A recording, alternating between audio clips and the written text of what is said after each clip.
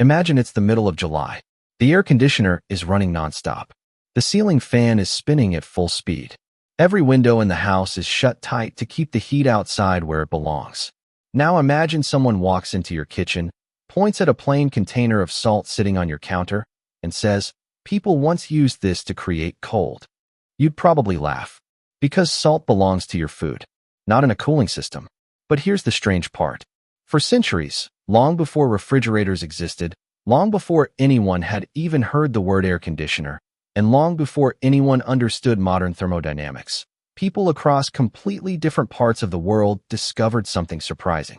Certain salts could create temperatures colder than the air around them. In some cases, they could even make ice appear during the hottest months of the year. It sounds impossible, and yet it happened. It's documented. It's real. So if salt really could help people stay cool, why don't we use it today?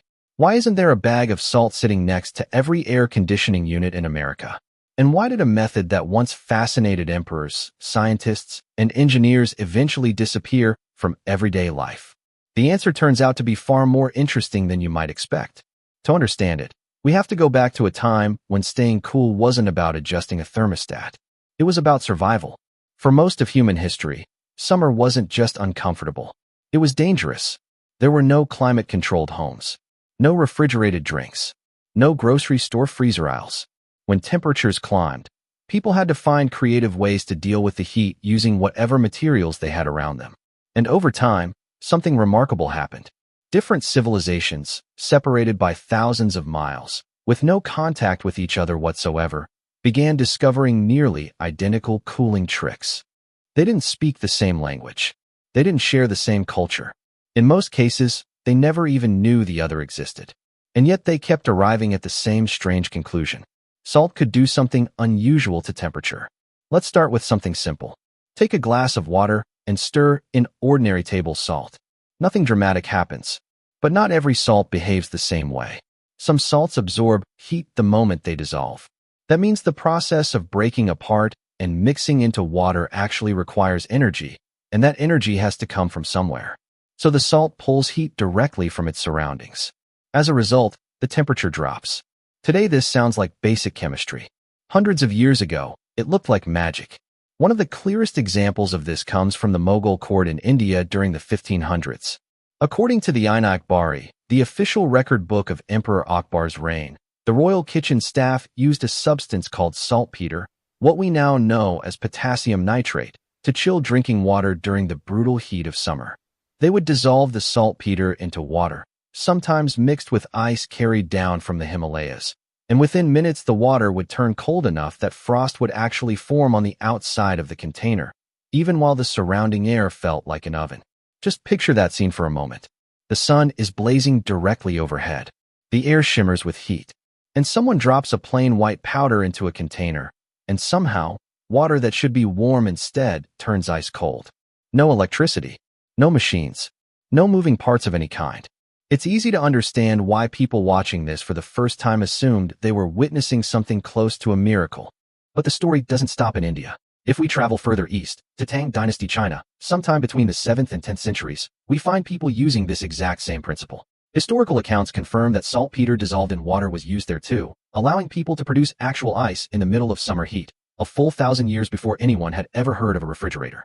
Across other regions of the world, people experimented with their own versions of the same idea, combining ice, snow, minerals, evaporation, underground storage chambers, and clever building designs. Different cultures, different materials, same goal: find a way to move heat somewhere else. Because that's really what cooling is. Most people assume cooling means creating cold. It doesn't. Cooling means removing heat from one place and sending it somewhere else. That single idea is the secret hiding inside every refrigerator, every air conditioner, and every ancient cooling trick humans have ever invented. If salt becomes much easier to make sense of. There's another salt trick that's even more surprising, and you may have experienced it without ever realizing what was actually happening. Picture a bucket filled with ice. Now add a handful of salt. Most people would expect the ice to just slowly melt at the same temperature it always does. Instead, something stranger happens. The whole mixture can drop even colder than the ice was to begin with. This is the exact reason the Romans used salt and ice together when freezing cream into dessert, centuries before electricity existed anywhere on Earth. The salt changes the freezing behavior of the water. As the ice melts, it pulls energy from everything around it, including the cream sitting nearby. The result is a mixture colder than plain ice could ever achieve on its own. This is the same basic trick people still use today to make homemade ice cream. Sealing cream in one bag, surrounding it with ice and salt in a bigger bag, and shaking it until dessert appears with no freezer required. For people living centuries ago, this was nothing short of an incredible discovery. They had figured out how to produce colder temperatures using nothing but materials sitting right in front of them. And for a long stretch of human history, this really was one of the best cooling tools available anywhere on the planet. So why didn't it become the future? Why didn't cities eventually build massive salt-powered cooling systems? Why didn't every home end up depending on this method? Because salt had a problem. Actually, it had several. The first was scale. Cooling down a single drink is one thing. Cooling down an entire building is something completely different. Think about your own house for a second. Every wall absorbs heat throughout the day, every window lets heat pour in, and the roof bakes under direct sunlight for hours at a time. Removing all of that accumulated heat requires a massive amount of energy, far more than any simple salt-based method could ever realistically supply. A cooling trick that works perfectly for a single container of water becomes completely impractical the moment you try to apply it to thousands of square feet of living space. The second problem was convenience. Most of these historical cooling methods demanded serious preparation. You needed the right raw materials, the right conditions, and often ice that had already been harvested and stored for months. Sometimes you needed a rare mineral like saltpeter, which also happened to be a key ingredient in gunpowder, making it expensive and tightly controlled. In India, the people who actually produced saltpeter were even given their own dedicated caste name, simply because demand for it was so high, split between cooling drinks and arming militaries. People were willing to go through all that effort when no better option existed. But that was about to change. Then came the third problem, consistency. Salt-based cooling only worked under very specific circumstances, but people wanted something predictable, something that worked the same way every single day regardless of weather, ice availability, or manual effort. Eventually, inventors started searching for exactly that. During the 1700s and 1800s, scientists began experimenting seriously with mechanical refrigeration. The idea felt almost unbelievable at the time. Instead of relying on naturally cold materials, what if a machine could continuously move heat wherever you wanted it to go, on demand, day after day? In 1755, a Scottish professor named William Cullen built the very first machine capable of producing cooling. At first, these early machines were experimental, large, expensive, and impractical for most households. But they kept improving, year after year, decade after decade. And once engineers figured out how to repeatedly cycle refrigerant through a sealed system without it breaking down, everything changed. For the first time in human history, cold could be produced reliably, not just once or twice, but continuously, on command, for as long as the machine kept running. A household no longer needed rare minerals shipped in from distant regions, ice harvested from frozen lakes, or complicated preparation involving multiple ingredients and careful timing.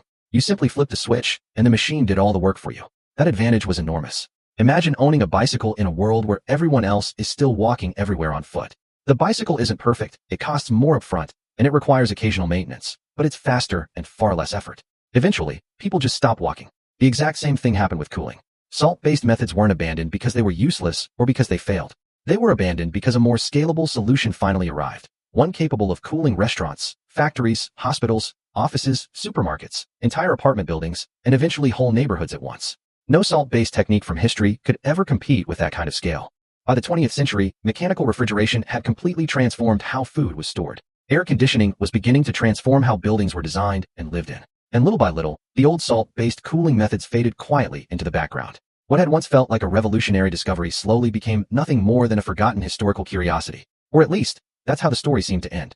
Because here's the twist nobody expects. The story doesn't actually stop there. In recent decades, scientists and engineers have grown increasingly interested in something called thermal energy storage. And the underlying concept is surprisingly familiar. Instead of fighting heat every single second of the day using nonstop electricity, what if certain materials could simply absorb heat temporarily and then release it later, on their own, with no power required? Researchers studying this found themselves circling back to ideas that sound strangely close to the exact same principles ancient cooling methods relied on centuries ago. Modern phase-change materials are now being used in various real-world applications specifically to help manage temperature swings inside buildings. The technology itself is far more advanced than anything available hundreds of years ago, but the underlying idea feels oddly familiar. Use a material to store thermal energy. Control exactly when that heat gets released. Reduce extreme temperature swings throughout the day. In other words, some of the very same physical principles that fascinated people hundreds of years ago in Royal Mogul kitchens and ancient Chinese workshops are still being actively studied by scientists today. Not because modern engineers ran out of new ideas, but because genuinely good ideas almost never disappear completely.